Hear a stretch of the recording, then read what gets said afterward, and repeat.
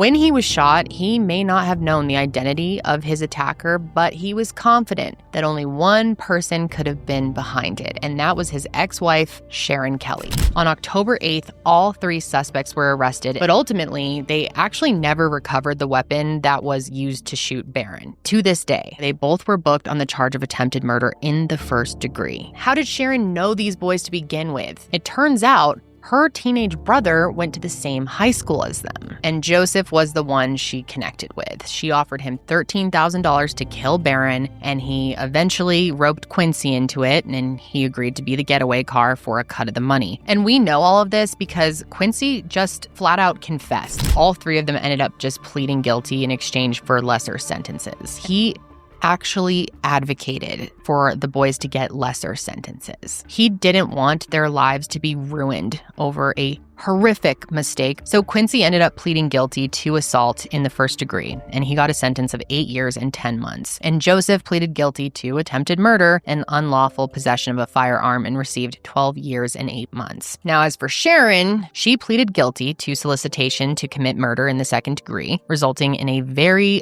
underwhelming sentence of only 165 months, or just under 14 years behind bars. Which, when I heard that, my jaw was on the floor. I felt instantly just filled with rage. How could someone only get such a low amount of time for something that horrific, especially given her history? But at the end of the day, the good thing here, though, is that will keep her behind bars past Eric's 18th birthday, which ultimately means that she cannot gain access to his trust. Barron still does not have legal custody of his son. He does have physical custody, but not having legal custody prevents him from being able to make important decisions about Eric's life, such as his health, which he needs to be able to do. He has shown that he can care for his son, that he's the best person to do it, and that he's always willing to put Eric's best interest first. So to not have legal custody at this point is just maddening.